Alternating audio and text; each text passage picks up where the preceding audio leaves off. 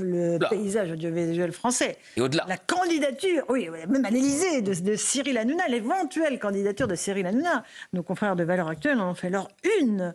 Est-ce que Cyril Hanouna a des velléités de se présenter à l'élection présidentielle? Gauthier, vous étiez sur son plateau il y a quelques instants. Absolument.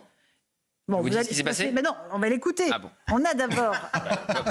Enfin, on écoute Cyril Hanouna. Bien sûr. On l'écoute et puis vous allez nous faire votre analyse politique acérée de ce qu'il a dit. On écoute Cyril. Je vais vous dire comment faire un excellent, j'ai envie de dire, prank. C'est très simple. Vous envoyez des mails à une trentaine de personnes en leur faisant croire que vous allez vous présenter à la présidentielle. Vous êtes sûr que sur une trentaine de personnes, il y a au moins 2 traîtres. Donc 2 qui vont les envoyer à des journalistes. C'est génial. 2, vous mettez 2 ou 3 personnes dans la confidence et vous leur dites, je vais vraiment y aller, 2 ou 3 personnes dont vous êtes sûr qu'elles vont aller le répéter à tout Paris. Vous laissez infuser, vous laissez. Ça se décante. Exactement. Et ça va s'avérer qu'il y a une seule chose, faire de la pub pour nos émissions. Le seul président que j'aimerais être, voilà, ce serait un jour président du Paris Saint-Germain. Je ne me présenterai pas en 2027, ni en 2032, ni en 2037, ni en 42. Voilà, c'est clair, net et précis. Alors moi, j'ai appris le mot prank. Ah oui, vous ne connaissiez pas le mot prank? Non, je suis de la vieille génération, moi. P-R-A-N-Q. Prank, ça veut dire quoi? Canular. C'est un canular. Ok, alors voilà. C'est une blague. Donc, c'est une blague? Oui, pour connaître un peu Cyril, évidemment, c'est une blague du début à la fin. Il a expliqué le modus operandi de ce canular. Voilà, j'avais reçu un ou 2 mails. Effectivement, j'avais tout de suite compris que c'était une blague, puisqu'on donnait l'heure, la date de sa déclaration de candidature à la présidentielle. Après, ce que dit la une de VA, de Valeurs Actuelles, ce que dit quand on voit que l'IFOP donne 10% de potentiel électorat à Cyril Hanouna, ça dit un ras-le-bol de ceux qui se sont succédés les 40 dernières années, sans doute d'une certaine forme de technocratie, où rien ne bouge, où on dit que rien n'est possible. Voilà. Donc on voit bien qu'il y a sans doute un espace pour un candidat qui ne vient pas du sérail politique. Mais en ce qui concerne Cyril Hanouna, il ne sera pas candidat en 2027 ou à une future présidentielle. Vous étiez fait avoir, Éric Revel? J'ai hésité. Vous êtes dit... Alors, je veux dire, il y a quelques années, moi je me souviens avoir une conversation avec lui où il testait l'idée. Alors peut-être qu'en fait, j'étais pris dans la nasse de ceux qui devaient diffuser l'idée qu'il allait se présenter un jour, ce qui est possible, maintenant je comprends. Mais alors, pour que le canular soit sans effet et soit le plus drôle possible, moi je conseille à Cyril Hanouna maintenant de racheter tous les exemplaires de Valeurs Actuelles en kiosque. Et d'acheter le JD News plutôt. Oui, mais du coup, si vous voulez, ils font leur une, et je pense que ça sort demain en kiosque. Oui. Voilà. Bon, maintenant, il y avait des mesures qui étaient incroyables, parce que le programme de Cyril Hanouna, économiquement, il était plutôt de gauche. Et, totalement. Politiquement, il était plutôt droit. C'est pour ça que alors, ça semblait... c'est un canular, mais je pense que d'autres exemples... En fait, ce qui a crédibilisé la démarche, peut-être, c'est que vous avez d'autres exemples, un Zelensky, même un Donald Trump. Alors, justement, on a un sujet là-dessus. Vous voulez bien qu'on regarde? Parce qu'il y a eu d'autres exemples dans l'histoire de candidats hors système. Certains ont raté, certains ont réussi. Regardez le sujet. Et écoutez surtout. Avant moi, la France était coupée en 2. Maintenant, elle sera pliée en 4. Octobre 1980, Coluche lance devant la presse sa campagne présidentielle. L'énorme farce d'un candidat nul, dixit l'humoriste, se transforme vite en succès. Les sondages le situent à plus de 15% des voix. Il finira par jeter l'éponge au profit de François Mitterrand, lassé et menacé de mort. L'Italie a elle aussi eu son Coluche transalpin. En 2009, Beppe Grillo, le Français à jouer au cinéma, veut à son tour répondre à la colère et au désespoir de ses compatriotes avec son mouvement 5 étoiles. Notre mouvement crée de l'espoir. Les gens en ont gros sur la patate. Ils sont prêts à sortir dans la rue avec des bâtons. Lors des législatives de 2013, le mouvement 5 étoiles devient le premier parti d'Italie. Malgré ce succès, Beppe Grillo, condamné pour homicide involontaire dans un accident de la route, n'accédera jamais au pouvoir. Autre agitateur qui a retiré son masque de clown, Volodymyr Zelensky. Dans sa série Le serviteur du peuple, celui qui incarne un professeur d'histoire devient le président de l'Ukraine. En avril 2019, la fiction rejoint la réalité. Enfin, le cas le plus emblématique reste celui de Donald Trump. Homme d'affaires, devenu présentateur sans pitié à la télévision dans son émission The Apprentice.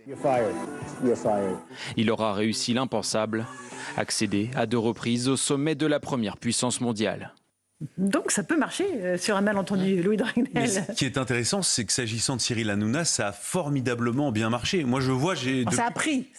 Moi, j'ai eu des appels de gens très sérieux oui. qui étaient sincèrement inquiets dans plusieurs équipes de candidats possibles. J'en ai eu aussi. Non, c'est vrai. Et qui m'ont dit, mais t'es sérieux? Est-ce que tu y crois vraiment? Et les gens n'explosaient pas de rire du tout. Non. Et ils se disaient, mais il y a un potentiel. Ils ont vu le potentiel électoral de Cyril Hanouna. 10%. Et 10%, mais c'est considérable. Considérable. Il y a aujourd'hui des candidats possibles de grands partis français qui font même pas 5%. Oui. Donc 10 en potentiel. C'est le potentiel électoral. La notoriété. Le potentiel, c'est le potentiel électoral. Dans une période la notoriété, il a plus de comme 90%. aujourd'hui, pour créer une vraie inquiétude. Et par ailleurs, attendez, Laurence, sur votre plateau, on est les premiers à dire qu'il est possible qu'un candidat hors système soit le prochain président de la République. Donc pourquoi pas Cyril Hanouna? C'est absolument pas absurde. Le dernier en date, c'est Éric Zemmour, non? Hors système, oui. Et avec un résultat qui était peut-être décevant. Bien meilleur que celui des LR, mais qui était un bon résultat objectivement. Et du PS. Pour abonder dans le sens de Louis, moi aussi j'ai échangé, pas plus tard que ce week-end, quand la une de Valeurs Actuelles était annoncée et commençait à bruisser, avec des entourages de potentiels futurs candidats à une élection présidentielle qui croyaient à la candidature de Cyril Hanouna.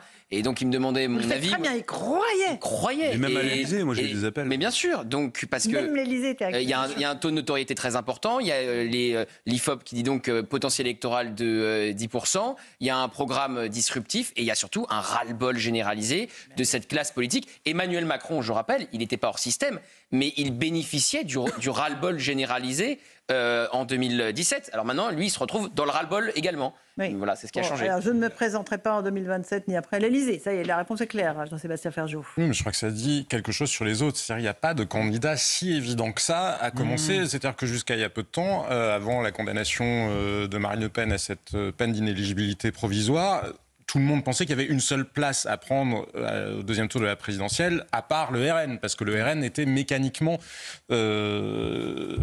sélectionné. Et là, ce qu'on voit, c'est que les gens, tout simplement, considèrent que maintenant, c'est à nouveau très ouvert. Et donc, ça rebat les cartes. Et c'est pour ça, effectivement, que la question se pose. Parce qu'on voit bien qu'il y a un ras-le-bol. Maintenant, Emmanuel Macron n'était pas du tout hors système. Il avait passé 10 ans, au contraire, depuis la commission Attali. On ne pouvait pas faire plus produit du système. Mais il bénéficiait d'un ras-le-bol de la gauche de gouvernement, de la droite de gouvernement. Il a bénéficié de beaucoup d'autres choses, de l'affaire Fillon aussi. Il a bénéficié des confidences de François Hollande, Gérard Davet, Fabrice Lhomme. Enfin, il a bénéficié de beaucoup de Valls, qui avait fait une mauvaise campagne de la primaire. Il y a eu beaucoup ça n'était pas que un mouvement spontané venu de la population française. Est-ce que vous auriez aimé Cyril Hanouna en candidat? Moi, je trouve que c'est un garçon qui a beaucoup de talent. Je trouve qu'il a su, par ses émissions, connecter justement les Français avec lui et qu'ils puissent parler avec lui de tous leurs problèmes. Et même de politique. Et même de politique, vous avez raison, parce qu'il a quand même reçu beaucoup de politique. Il a cassé les codes. Les humanisant un peu, parce que c'est vrai qu'ils étaient souvent très éloignés des préoccupations des Français. C'est vrai que j'y ai cru un petit peu. Mais après, quand j'ai vu qu'il voulait faire rentrer le paddle à l'Élysée... Oui, là, vous avez dit... Eric Revel, c'est une blague. Un peu gros. L'élection présidentielle, c'est pas seulement un programme, c'est la rencontre d'un homme ou d'une femme avec le peuple français. Oui. Et d'une certaine manière, je veux dire, moi j'étais dans l'émission BTP qu'il avait créée sur C8. BTP Balance ton poste. Balance ton poste. Et c'est Franck, BTP... Ça prend et la journée est riche, Laurence. La journée est riche. C'est que ça a été un des premiers, sinon le premier, à inviter les Gilets jaunes sur son plateau. Le premier. Et bien, arrêtez, on les a invités aussi. Non, excusez-moi, oui, arrêtez. Mais non, ils étaient sur nos plateaux bien avant. Attendez, il y avait énormément de Gilets jaunes sur son plateau BTP. Et je veux dire, l'une des qualités d'un homme politique ou d'une femme politique, je ne dis pas qu'il aurait fait la maille, comme on dit en Charente, mais c'est quoi? C'est de sentir. Sentir, oui. Et d'une certaine manière, quand il a... Mais si, quand il a donné la parole à des gens qui l'avaient pas... Non, mais il y avait un tout petit sujet... Laurent Générali. Moi aussi, je vais demander la Vous voulez aussi la une de VA? Ça vous donne des idées. Vous allez faire le prochain numéro de Valeurs Actuelles, je pense. Non, le JT News ne suffira, Louis. C'était pas Cyril Hanouna, c'est vous, Laurence. Alors... il y avait un tout petit sujet aussi avec le temps de parole. Si Cyril Hanouna s'était déclaré candidat, l'Arcom peut-être se serait rappelé à notre bon souvenir.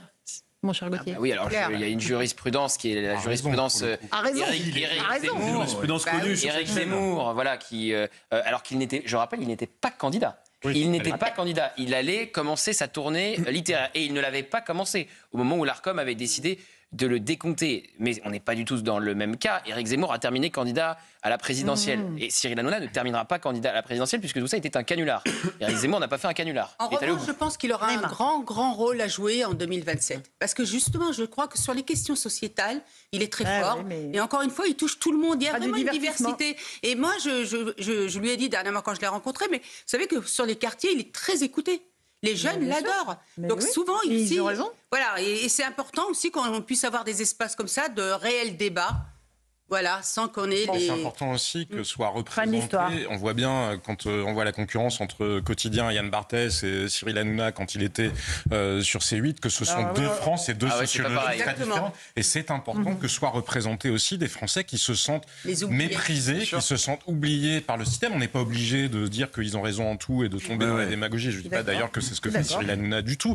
Mais simplement représenter et savoir entendre et parler aussi à hauteur de Français, en sachant et en arrêtant de parler comme si tout le monde était énarque, et finalement on voit le résultat, parce que on en est là aussi pourquoi Emmanuel Macron nous avait vendu l'idée que les jeunes c'était mieux et que il ferait mieux que, mais qu'a-t-il fait de différent finalement que les politiques à l'ancienne, l'ancien monde, comme on nous le décrivait.